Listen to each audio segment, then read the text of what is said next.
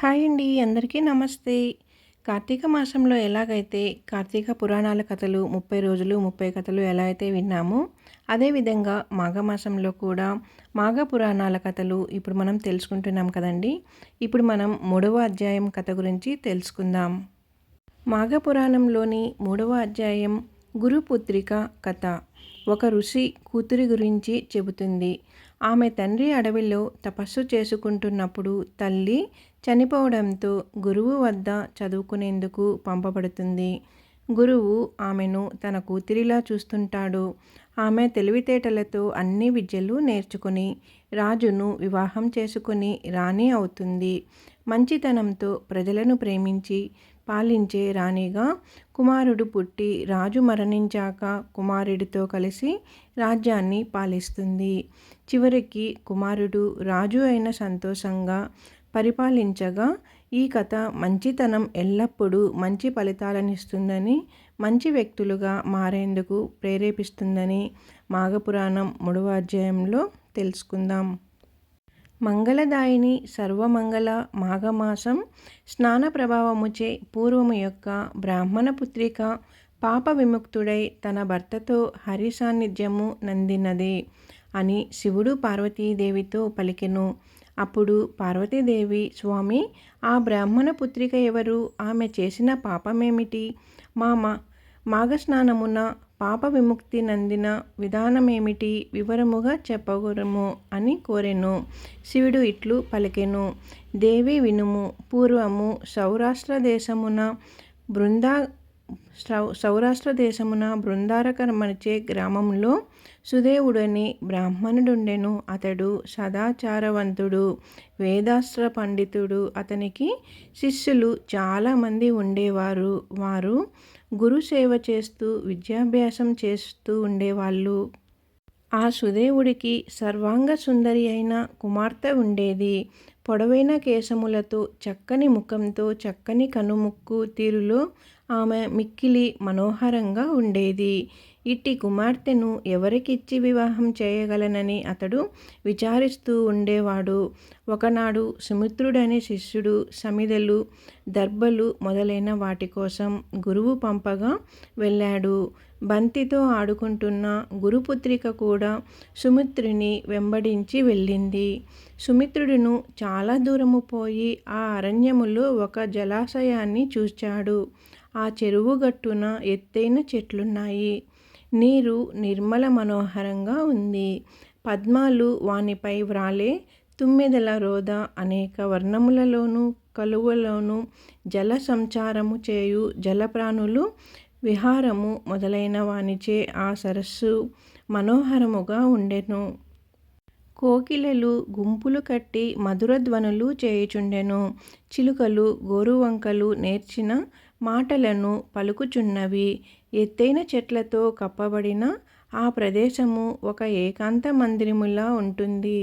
గురుపుత్రిక ఆ చెరువులోని నీరు త్రాగి అచట వృక్షములకున్న పండ్లను తిని ఒకచోట కూర్చుందట.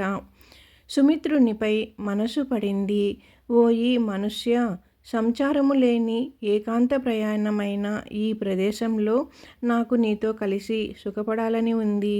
ఈ వనము నాకు నచ్చినది. మనమిద్దరమును పడుచువారము. తన కలయిక సుఖప్రదమగు ఆశలించిన నా వద్దకు రమ్ము. నా శరీరము దూది కంటే మెత్తగా నుంటుంది. నీకు మరింత సుఖమిస్తుంది. రమ్ము అన్ను పిలిచెను. సుమిత్రుడు, మంచిదానా, నీవిట్లనుము. నీ మాట దురాచారపూరితము. నీవు వివాహము కాని బాలవు.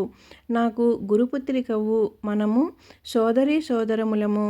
నీవు మన్మథ పరవశురాలవై ఇలా అనుచితముగా పలుకుచున్నావు. నేను నీతో రమ్మింపజాలను. నేనీ మాటను సూర్యచంద్రుల సాక్షిగా చెప్తున్నాను. ఇట్టి పాపము చేసిన మనమిద్దరము చిరకాలము నరకవాసము చేయవలసి ఉండెను. కావున ఇంటికి పోదాము రమ్ము. గురువుగారు మనకై ఎదురుచూచుచుండురు. ఆలస్యమైనచో నిన్ను దండించవచ్చును.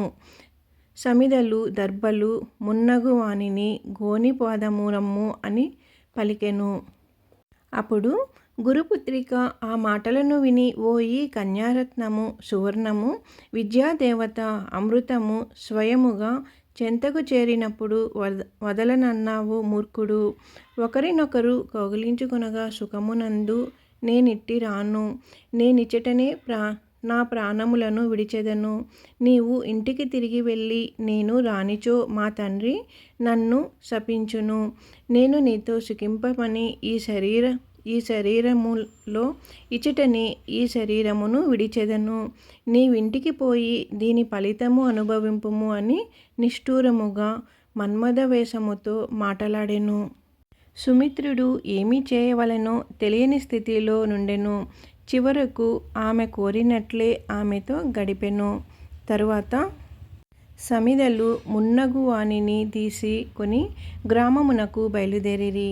గురువు శిష్యుడు తెచ్చిన సమిధలు మున్నగు వానిని చూచి ఆనందపడెను. పుత్రికను చూసి, నీవు చాలా అలసిపోయినట్లున్నావు, మధురాహారమును తిని విశ్రాంతి నందుము అని పంపెను. ఆయన అట్లేని లోకెనుకు వెళ్ళెను. తండ్రి ఆమెను కాశ్మీర దేశవాసియగు బ్రాహ్మణుకు ఇచ్చి వివాహము చేసెను. కొంతకాలమునకు ఆమె భర్త మరణించెను. భర్తను కోల్పోయి నేలపై బడి దుఃఖించుచున్న కుమార్తెను చూడలేక సుదేవుడును మిగులగు దుఃఖించెదను. అయ్యో, సుఖములనంద వలసిన వయసులోనే బాధకరమైన వైధవ్యము కలిగినదేమి? ఈ ఎట్టి బాధను కల్పించిన ఆ బ్రాహ్మణ ఎంత మూర్ఖుడో కదా అని పలు విధములుగా దుఃఖించుచుండెను. ఇట్లు సుదేవుడు వాని భార్య దుఃఖించుచుండగా దృఢవ్రతుడను యోగి ఆ ప్రాంతమున తిరుగుచు సుదేవుని రోదన ధ్వనిని విని వాని వద్దకు వచ్చి, జ్ఞానస్వరూప, నీ దుఃఖమేమియో చెప్పుము, నీ దుఃఖమును పోగొట్టెదనని ధైర్యము చెప్పెను.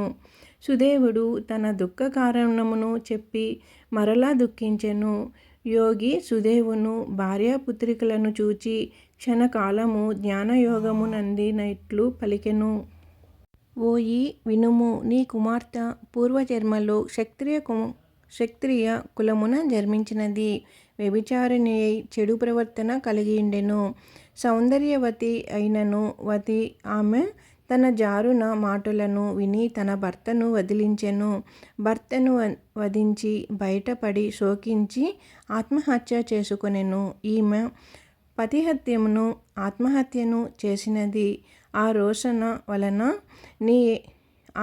వలన నీకేమి జన్మమున ఇట్టి వైధవ్యము కలిగినది? ఇట్టియే పవిత్రమైన నీ వంశముననెట్లు జన్మించినదాయని నీకు సందేహము రావచ్చును. దానికి కారణము కలదు, విను అని చెప్పారు.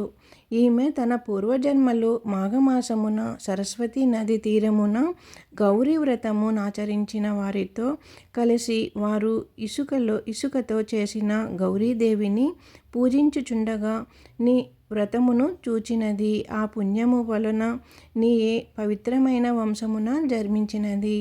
ఈ జన్మయందు నుస్వేరినియై నీ శిష్యులతో అధర్మముగా రమించెను. ఈ దోషము వలన ఈమె తన కర్మఫలముల ఇట్లా అనుభవించుచున్నది.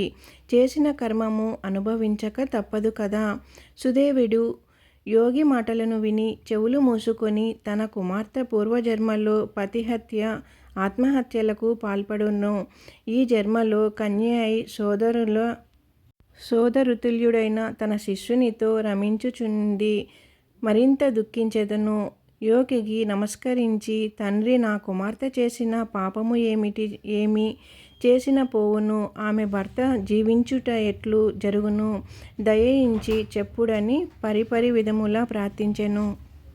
అప్పుడు ఆ యోగి, ఓయి విద్వాంసుడా, నీ కుమార్తె చేసిన పాపములు పోవుటకు ఆమె మాంగల్యము నిలుచునట్లను చేయుటకొక ఉపాయము కలదు. శ్రద్ధగా వినుము. మాఘమాసమున ప్రాంతాంస్నానమును చేసి ఆ నదీ తీరమున కాని సరస్సు తీరమున ఇసుకతో గౌరీదేవిని చేసి షోడశోపచారములతో పూజించవలెను. సువాసినులకు దక్షిణతో నా గౌరీదేవిని సమర్పించవలెను. ఈ విధముగా నియమచే ప్రతిదినము నియమనిష్టలతో ప్రతిదినము పూజ చేయవలెను. ఈమె భర్త తిరిగి వచ్చెను. ఈమె పాపములను నశించును. మాఘశుద్ధ తదియ నాడు 2 క్రొత్త చాటలను తెచ్చి వాటిలో చీర, రవికల గుడ్డ, ఫలపుష్పాదులు, పసుపు కుంకుమ ఉన్నగు సువాసిని అలంకారములో నుంచి దక్షిణ తాంబూలాలతో వాయనమునిచ్చి సువాసని పూజ చేసి ముత్తైదువులకిచ్చి 7 మార్లు ప్రదక్షిణ నమస్కారాలు ఆచరించవలెను. ఆ సువాసనికి సద్రసోపేత భోజనము పెట్టి గౌరపింపవలెను. మాఘమాసమున ప్రాతఃకాల స్నానముల చేతను పైన చెప్పిన వ్రతాచరణమును చేతను ఈమెకు పాపక్షయము కలుగును. భర్త పునర్జన్మటుడై ఈమె మాంగళ్యము నిలుచును. మాఘస్నానము చేసిన వివరాలు విష్ణులోకమును చేరును. మాఘస్నానము చేసి గౌరీ వ్రతం ఆచరించిన సువాసిని తన మాంగళ్యమును నిలుపుకొని చిరకాలము సుఖించును. పిచ్చివారు మూర్ఖులు మాఘస్నానము చేసినచో వారెట్టి వారైనను వారి యనుగ్రహమునొంది చిరకాలము సుఖించి పుణ్యలోకములు పొందుదురు అని యోగి వివరించి తన దారిన తను వెళ్ళెను. సుదేవుడు యోగి మాటలను నమ్మి తన కుమార్తెచే మాఘస్నానమును, గౌరీ పూజ, విశిష్టమైన కాత్యాయని వ్రతమును భక్తి శ్రద్ధలతో చేయించెను. కాత్యాయని వ్రత మహిమ చేత సుదేవుని కుమార్తె పాపములు పోయి ఆమె భర్త పునర్జితుడయ్యెను.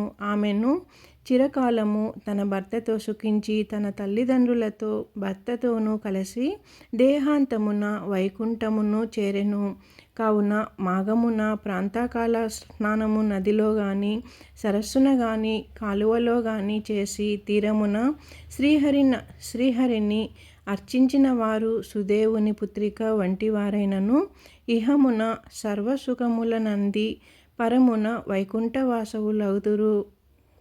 సుమాయిని శివుడు పార్వతీదేవికి మాఘస్నాన మహిమను ఇలా వివరించెను.